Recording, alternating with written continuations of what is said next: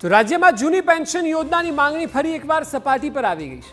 આ વખતે રાજ્યના શિક્ષકોએ સરકારની સામે બાયો ચડાવી છે। શિક્ષકોનું કહેવું છે કે સરકારે વિધાનસભા ચૂંટણી વખતે તેઓને ખાતરી આપી હતી કે જો હવે સરકાર પોતાની વાતથી ફરી રહી છે અને જેથી ગાંધીનગરમાં શિક્ષકોએ ધરણા શરૂ કર્યા। જો આગામી દિવસોમાં સરકાર ઓલ્ડ પેન્શન સ્કીમ મુદ્દે કોઈ સમાધાન નહીં કરે તો શિક્ષકો ઉગ્ર આંદોલન કરી શકે છે।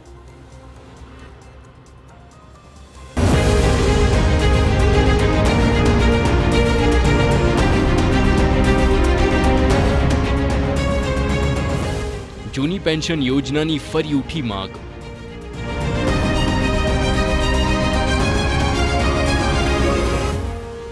ગાંધીનગરમાં શિક્ષકોએ શરૂ કર્યા ધરણા।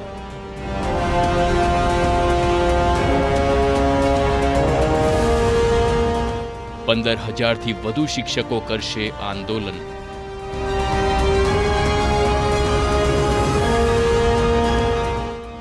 લોકસભા ચૂંટણી બાદ રાજ્યમાં ફરી એકવાર જૂની પેન્શન યોજના અમલી બનાવવાની માંગ થઈ રહી છે।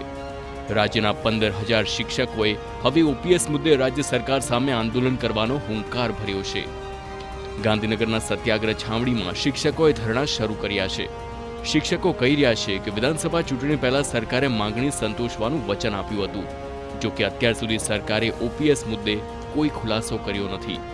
ત્યારે માંગણી નહીં સંતોષાતા શિક્ષકો હવે આકરા પાણીએ છે।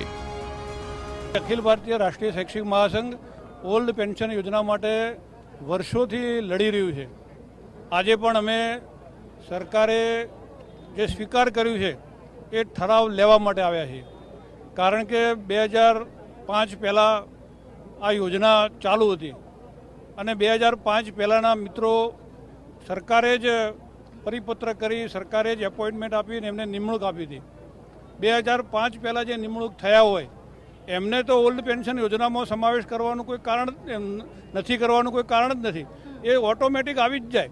છતાં પણ વિધાનસભાની ચૂંટણી પહેલાં સ્વીકારેલી વાત, અમે 2005 પહેલાંના કર્મચારીઓ શિક્ષકોને ઓલ્ડ પેન્શન યોજનામાં સમાવેશ કરીશું, સ્વીકારેલી વાત, મંત્રી કમિટીએ સ્વીકારેલી વાત, ઓફિશિયલ લેટર પેડની અંદર લખીને આપેલી વાત, માહિતી વિભાગના અંકની અંદર છાપેલી વાત, અમને હજી સુધી ઠરાવના સ્વરૂપે અમારી પાસે આવી નથી। 80,000 શિક્ષકો આનાથી વંચિત છે અને નિરાકરણ નહીં આવવાનું કારણ સરકાર એમ કહે છે કે અમારા ઉપર બોજો પડશે અને આટલી માનવ વેદના એટલે કે શિક્ષકો જ કેમ, તો કર્મચારીની અંદર વધારેમાં વધારે જો સંખ્યા હોય તો શિક્ષક ગણની છે, શિક્ષકોનું જૂથ વધારે છે, બાકી કર્મચારી પણ આ સંગઠનો સાથે જોડાયેલા છે, એમને પણ પેન્શનની જરૂરિયાત છે। તમામ કર્મચારીઓની સાથે લઈને ચાલતું આ સંગઠન એમને પણ વાચા આપી રહ્યું છે। 2005 પહેલા ભરતી થયેલા શિક્ષકોને જૂની પેન્શન યોજનાનો લાભ આપવાની માંગ ઉઠી છે। જૂની પેન્શન યોજના લાગુ નહીં થાય તો ઉગ્ર આંદોલનની ચીમકી આપવામાં આવી। અન્ય તમામ પ્રકારની કામગીરી શિક્ષકના માથે આવતી હોય છે। જો ગણાવવા બેસું તો અત્યારે સમય ઓછો પડે એમ છે। 60 કરતાં વધુ કામગીરીઓ શિક્ષકો એ કરતા હોય છે અને સાથે સાથે વર્ગખંડનું અસરકારક શિક્ષણ કાર્ય પણ આ જ શિક્ષકો કરતા હોય છે।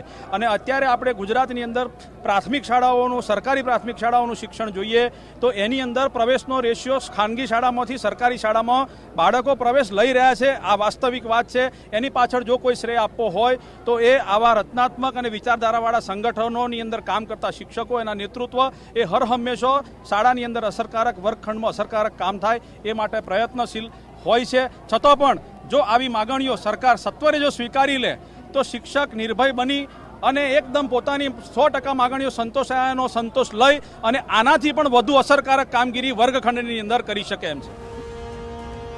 અખિલ ભારતીય રાષ્ટ્રીય શૈક્ષિક સંઘ દ્વારા વિરોધ પ્રદર્શનની શરૂઆત થઈ છે। 15,000થી વધુ શિક્ષકોના ગાંધીનગરમાં ધરણા છે। એનપીએસ નાબૂદ કરી ઓપીએસ લાગુ કરવા શિક્ષકોની માંગ છે। 65,000થી વધુ શિક્ષકો હાલ ઓપીએસના લાભથી વંચિત છે। હવે આપને બતાવીએ કે આખરે ઓલ્ડ પેન્શન યોજના શું છે। જૂની પેન્શન યોજના એક સુરક્ષિત યોજના છે। નિવૃત્તિ સમય છેલ્લા પગારની અડધી રકમ મળે છે। બેઝિક પગાર મોંઘવારી આધારે નક્કી કરાય છે। કર્મચારીના પગારમાંથી પૈસા નથી કાપવામાં આવતા। પેન્શન સરકારની તિજોરીમાંથી ચૂકવવામાં આવે છે। કર્મચારીને 20 લાખ રૂપિયા સુધીની ગ્રેજ્યુઇટી મળે છે। કર્મચારીના મૃત્યુ પર પરિવારના સભ્યોને પેન્શન મળે છે। ઓપીએસમાં દર 6 મહિના પછી ડીએ આપવાની જોગવાઈ છે। હવે આપને બતાવીએ એનપીએ એટલે ન્યૂ પેન્શન સ્કીમ શું છે, જેનો વિરોધ થઈ રહ્યો છે. નવી પેન્શન યોજના શેર બજાર પર આધારિત છે. નિવૃત્તિ સમયે તબક્કાવાર કર્મચારીને રકમ ચૂકવાય છે. નવી પેન્શન સ્કીમમાં જીપીએફની કોઈ સુવિધા નથી. કર્મચારીઓના પગારમાંથી 10% કાપવામાં આવે છે. યોજનામાં પેન્શન મળશે તેની કોઈ ખાતરી નથી. શેરબજાર આધારિત હોવાથી જોખમનું પ્રમાણ પણ રહેલું છે. નવી યોજનામાં પરિવારજનોને પેન્શનનો લાભ નથી મળતો. બજાર આધારિત હોવાથી આવી કોઈ જોગવાઈ નથી. ઓપીએસ મુદ્દે આંદોલનની શરૂઆત તો થઈ ગઈ છે. હવે તમામ નજર સરકાર પર મંડાઈ છે. અત્યાર સુધીના સરકારના વલણથી સ્પષ્ટ છે કે સરકાર ઓપીએસના પક્ષમાં નથી. ત્યારે હવે આગામી દિવસોમાં શું થાય છે તેના પર સૌની નજર રહેશે. ગાંધીનગરથી કિંજલ મિશ્રા સાથે બ્યુરો રિપોર્ટ TV9.